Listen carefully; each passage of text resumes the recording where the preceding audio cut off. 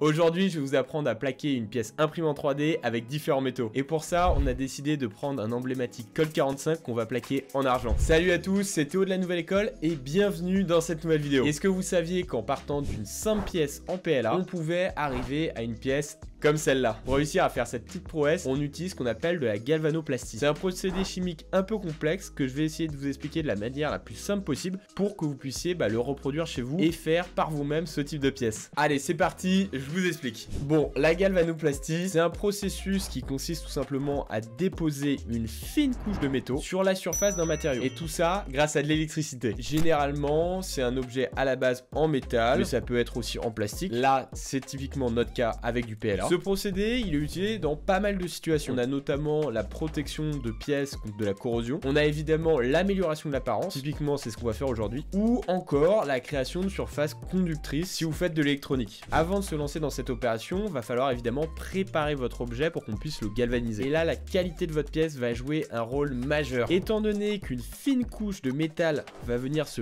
plaquer sur votre objet, chaque petite imperfection et chaque strie se verra sur votre objet. Si vous utilisez une imprimante 3D FDM, je vous conseille de mettre les couches d'impression les plus fines possibles et aussi de bien travailler dans votre slicer l'orientation de votre pièce pour avoir le moins besoin de support possible. Et d'ailleurs, si vous voulez vous améliorer sur cette partie impression 3D, n'oubliez pas qu'on propose des formations en individuel, vous pouvez toujours aller faire un tour sur notre site. Mais dans tous les cas, même avec la meilleure impression, il y aura toujours un travail de post-traitement, notamment avec énormément de ponçage, vraiment beaucoup. On a fait une vidéo sur les différentes techniques de lissage, on vous la met juste là. Et d'ailleurs, pour tous ceux qui veulent utiliser non pas une imprimante 3D FDM, mais une imprimante 3D SLA en résine, c'est bien évidemment possible. Bon, une fois l'impression et le post-traitement terminé, on va passer à la seconde étape. Mais attention, avant, parenthèse sécurité, toutes les étapes qu'on va faire nécessitent un équipement de protection. Alors là, vraiment déconnez pas, c'est important, mettez les lunettes, un masque, des gants, mettez des t-shirts manches longues et si vous avez une blouse, c'est mieux. Bref, protégez-vous. On va passer à la seconde étape. Là, le but, c'est d'appliquer une peinture ou un vernis conducteur. Nous, on a acheté un spray sur un site spécialisé. Ça nous a facilité le processus. Petite précision néanmoins, attention d'avoir bien nettoyé votre pièce avant d'appliquer ce spray. Bon, maintenant que notre objet est prêt, on va pouvoir le galvaniser. Premièrement, on va avoir besoin d'une solution liquide qu'on appelle électrolyte. Certains le font eux-mêmes. Nous, encore une fois, on l'a acheté sur un site spécialisé. Et si jamais vous êtes très intéressé, on pourra pourquoi pas vous faire une vidéo sur le sujet. Cette solution, en réalité, elle contient des ions métalliques. En l'occurrence, ici, on a une solution d'électrolyte de cuivre. C'est important que vos solutions, elles soient propres, sans impuretés. Et si cette dernière, malheureusement, en contient, n'hésitez pas avant de la filtrer. La deuxième étape, maintenant, elle consiste tout simplement à plonger votre pièce au milieu de cette solution d'électrolyte. Ensuite, dans votre solution, vous placez deux plaques en métal et ces plaques-là, elles vont jouer le rôle d'électrode. Encore une fois, ici, ça sera du cuivre. Pour info, une électrode, ça peut également être un matériau passif, comme du graphite en cas de plaquage en or ou en argent. Je vous laisse à l'écran le tableau des combinaisons possibles. Ça pourra peut-être vous donner plus d'idées et dans tous les cas, on fera des vidéos à mon avis sur chacune des matières. Vous allez ensuite vous munir de pince croco et relier les tôles de cuivre au pôle positif. Elles auront le rôle d'anode. C'est la prise qui est en rouge. Et votre objet imprimé en 3D, cette fois-ci au pôle négatif. Il aura, lui, le rôle de cathode, la prise noire. Et petit tips pour accrocher votre objet correctement, vous pouvez utiliser un fil en cuivre. Comme vous pouvez le voir à l'écran, nous on a fait le choix de la facilité, on a directement acheté un kit spécial destiné à l'électrolyte. Et en réalité, tout ça, vous pouvez le faire par vous-même. Il y a plein de tutos sur internet qui expliquent comment fabriquer ce matériel. Faut juste être un petit peu bricoleur. D'ailleurs, il y en a même certains qui arrivent à l'améliorer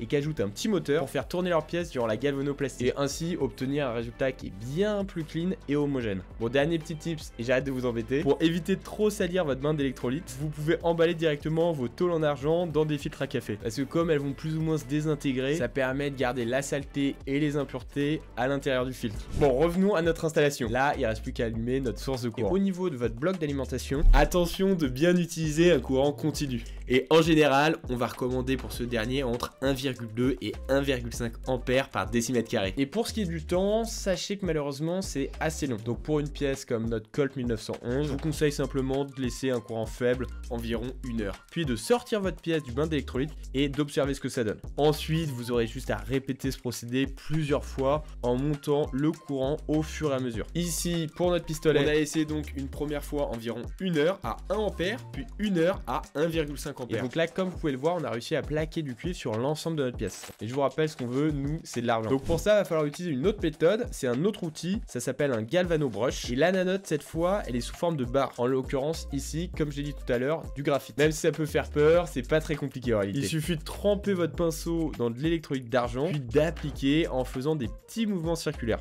Cette fois-ci, vous avez besoin d'un courant qui soit un peu plus faible. Pour notre pièce, c'est plutôt 0,5 ampères. Et maintenant, on arrive à la dernière étape, les finitions. Votre galvanoplastie va vous donner un résultat qui est plus ou moins clean. Dans tous les cas, si vous voulez obtenir un résultat clic-clac qui brille, il va falloir se remettre au ponçage. Je suis désolé pour vous. Donc là, rien de très compliqué. Il faut poncer de manière minutieuse en faisant des petits mouvements circulaires. Et vous pouvez d'ailleurs également polir votre pièce. Et voilà, vous pouvez voir qu'on a réussi à obtenir notre magnifique Colt en argent qui, je le rappelle, à la base est imprimé simplement avec du PLA blanc basique. Si cette vidéo elle vous a aidé et surtout donné des idées sur vos prochains projets en impression 3D, n'hésitez pas à la liker, la partager, la commenter, ça nous fait super plaisir et surtout ça permet au plus grand nombre de découvrir l'impression 3D. Et si vous souhaitez vous perfectionner dans cette technologie, n'hésitez pas à aller sur notre site, appelez-nous et pour ceux qui ont la chance d'être sur Paris, évidemment passez prendre un café.